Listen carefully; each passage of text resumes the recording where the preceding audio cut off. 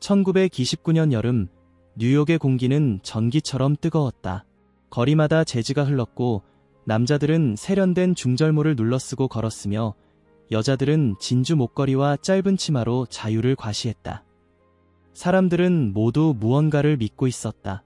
이 시대는 끝나지 않을 거라고. 프랭클린 앤더슨은 맨해튼 브로드가 근처의 작은 아파트에서 매일 아침 같은 루틴으로 하루를 시작했다. 커피 향이 퍼지고 라디오에서는 익숙한 뉴스 아나운서의 목소리가 들려왔다. 오늘 다우 지수 또 한 번 사상 최고치를 경신했습니다. 그는 컵을 내려놓고 웃었다. 메리, 들었어? 우리 시대가 지금이야. 아내 메리는 토스트에 잼을 바르며 고개를 들었다. 당신, 또 주식 이야기야. 이건 그냥 주식이 아니야. 이건 미래야. 모두가 부자가 되고 있어. 은행에 돈을 묵혀두는 사람은 이제 시대에 뒤처진 거지. 메리는 살짝 웃었다. 그래도 빚내서 사는 건 좀 무섭지 않아? 프랭클린은 단호하게 고개를 저었다. 이건 위험이 아니라 기회야. 다들 이렇게 벌고 있어. 먼저 말씀드리자면 진짜 이야기를 알고 싶다면 헤드라인 뒤에 숨은 사실을 직접 적이고 진실되며 꾸밈 없이 알고 싶다면 지금 구독하세요. 놓치지 마세요. 그날 오후 그는 증권회사 버로스 앤 컴퍼니의 사무실로 향했다. 안으로 들어서자 담배 연기와 사람들의 열기, 전보기의 클릭 소리가 공기를 가득 채웠다. 모든 얼굴이 숫자와 기대에 들떠 있었다. 앤더슨 씨, 오늘도 좋은 날이에요. 젊은 직원이 활짝 웃으며 말했다. 이번 주 들어 5번째 상승세입니다.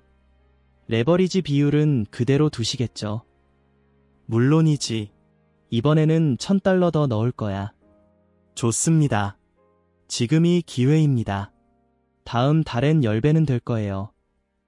프랭클린은 서류에 서명하고 돌아섰다. 창문 밖으로 보이는 뉴욕의 스카이라인은 태양에 반짝이고 있었다. 그는 그 빛이 영원할 거라고 믿었다. 몇 주가 지나면서 주식은 진짜로 오르기만 했다.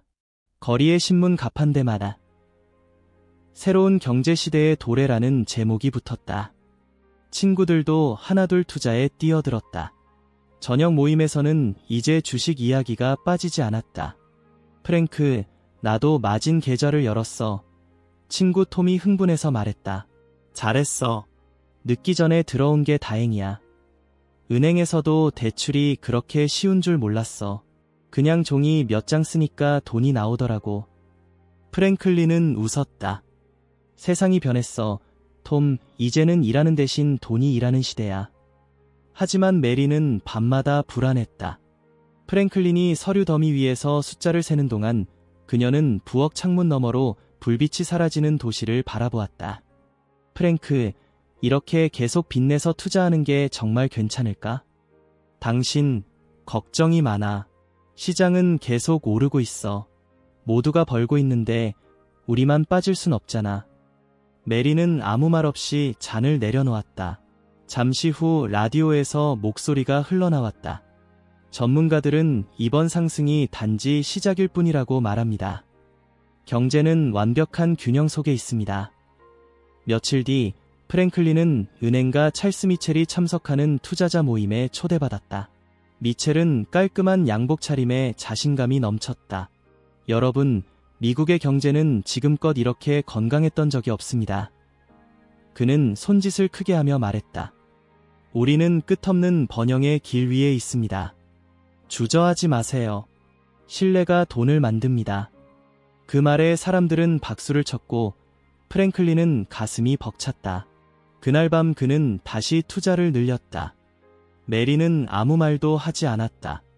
그러나 몇 달 뒤 미세한 균열이 보이기 시작했다. 신문 한쪽 구석에 작게 실린 기사. 일부 농가, 채무 급증으로 파산. 프랭클린은 신문을 접었다. 시골 이야기야. 우리랑은 상관없어. 하지만 이상하게도 그날 밤 그는 잠이 오지 않았다. 가을이 다가올수록 뉴욕의 공기는 묘하게 달라졌다.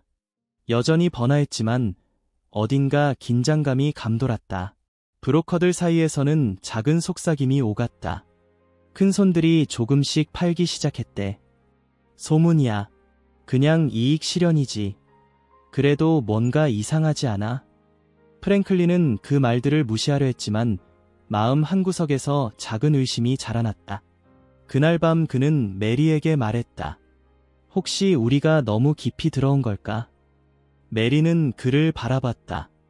이제라도 그렇게 생각해? 그는 대답하지 않았다. 창밖으로 번쩍이는 네온 사인이 깜빡였다. 거리의 웃음소리, 음악, 그리고 도시의 박동은 여전히 살아있었지만 그 아래 어딘가에서 무언가 금이 가고 있었다.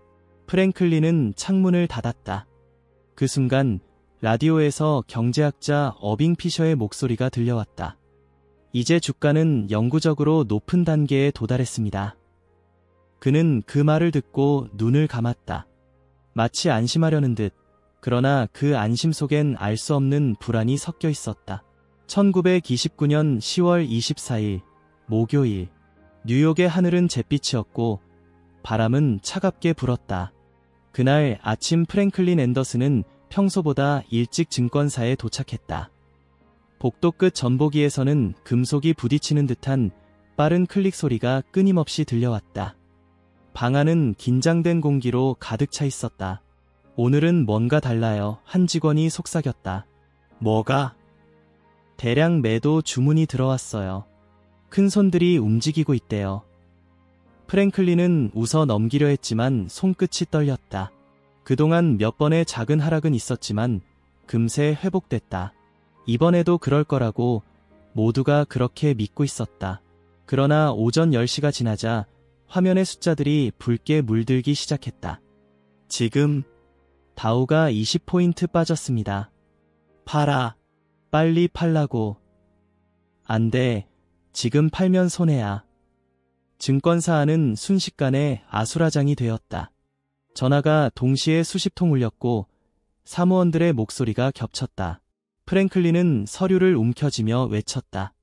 내 주식은 유지해. 시장은 돌아올 거야. 하지만 돌아오지 않았다. 오후가 되자 매도 주문은 폭포처럼 쏟아졌고 브로커들은 얼굴이 새하여졌다. 그때 찰스 미첼이 기자들 앞에 나타나 차분한 목소리로 말했다. 걱정할 필요 없습니다. 은행들이 시장을 지지할 것입니다. 사람들은 그 말을 믿었다. 하루 동안 시장은 잠시 안정을 되찾았다. 그러나 그것은 마치 무너지는 건물의 일시적인 정적 같았다. 다음 주 화요일 10월 29일 블랙 투즈데이로 기록될 그날 프랭클린은 다시 브로드가로 향했다. 거리에는 평소보다 많은 인파가 몰려 있었고 누군가는 울고 있었다. 신문 가판대의 제목이 눈에 들어왔다. 패닉, 투자자들, 몰락. 증권사 안은 이미 혼돈이었다. 전보기는 따라잡을 수 없을 만큼 뒤처졌고 직원들은 차트를 뚫어지게 바라보다가 머리를 감쌌다. 앤더슨 씨, 브로커가 외쳤다. 마진 콜입니다. 추가 예치금이 필요해요. 아니면 강제 청산해야 합니다. 얼마요? 적어도 $3,000요. 3,000? 그는 얼굴이 하얗게 질렸다. 그럴 돈은 없어요. 그럼 어쩔 수 없습니다. 전량 매도입니다. 그 순간 프랭클린의 세상이 무너졌다. 몇 분 전까지만 해도 종이 위의 숫자였던 돈이 이제는 아무 의미 없는 먼지로 사라졌다. 며칠 뒤 프랭클린은 은행으로 향했다. 계좌를 확인하려 했지만 은행 문은 닫혀 있었다. 창문에는 손으로 쓴 종이가 붙어 있었다. 영업 일시 중단. 불편을 드려 죄송합니다. 그 옆에는 군중이 모여 있었고 어떤 노인은 주저앉아 울고 있었다. 내 전 재산이야. 다 거기 있었는데. 은행이 파산했대요. 누군가 중얼거렸다. 그럴 리가 없어. 프랭클린은 속삭였다. 하지만 사실이었다. 그가 신뢰했던 은행, 믿었던 시스템은 아무런 경고 없이 무너졌다. 집으로 돌아오자 메리는 창가에 앉아 있었다. 창문 너머로 겨울이 다가오고 있었다. 당신 얼굴이 왜 그래? 우리 다 잃었어. 무슨 말이야? 은행이 닫혔어. 주식도 끝났어. 우리 돈, 집, 다 사라졌어. 메리는 아무 말도 하지 못했다. 그리고 잠시 후 작은 목소리로 물었다. 이제 우리는 어떻게 살아? 프랭클린은 대답할 수 없었다. 1930년 뉴욕의 거리는 침묵에 잠겼다. 공장 문이 닫히고 거리에는 실직자들이 줄을 섰다. 한때 활기를 띠던 도시가 거대한 그림자 속으로 가라앉았다. 실업률은 25%를 넘어섰고 9,000개의 은행이 문을 닫았다. 프랭클린은 가끔 그때를 떠올렸다. 사람들이 서로를 믿지 못하고 돈을 빌리지도 빌려주지도 않던 시절. 신문마다 경제 회복 불투명이라는 제목이 붙었고 정치인들은 책임을 회피했다. 그러던 어느 날 라디오에서 낯선 목소리가 흘러나왔다. 이제 미국은 새로운 길을 찾아야 합니다. 그는 귀를 기울였다. 프랭클린 루스벨트 뉴딜 정책 발표. 희미한 희망의 불빛이 라디오 속에서 깜빡였다. 그러나 그것은 아직 멀었다. 겨울이 깊어가던 어느 날 밤 프랭클린은 거리로 나왔다. 눈이 내리고 있었다. 가로등 아래에는 굶주린 사람들이 모닥불을 피우고 있었다. 그는 그들 옆에 앉았다. 당신도 다 잃었어요. 누군가 물었다. 그래요. 은행 때문이죠. 은행, 시장, 나 자신, 다요. 그는 잠시 침묵했다. 눈이 천천히 떨어지며 그의 어깨를 덮었다. 그리고 중얼거렸다. 잘못된 건 주식을 산 게 아니었어. 믿은 게 잘못이었지. 세상이 우리를 지켜줄 거라고. 그의 목소리는 작았지만 옆에 있던 사내가 고개를 끄덕였다. 그래요. 세상은 언제나 우리에게 배우라 하죠. 근데 그 대가는 너무 비싸요. 프랭클린은 하늘을 올려다봤다. 아무 소리도 아무 빛도 없는 밤이었다. 이젠 알겠어요. 그는 조용히 말했다. 무너진 건 시장이 아니라 우리가 믿었던 미래였네요.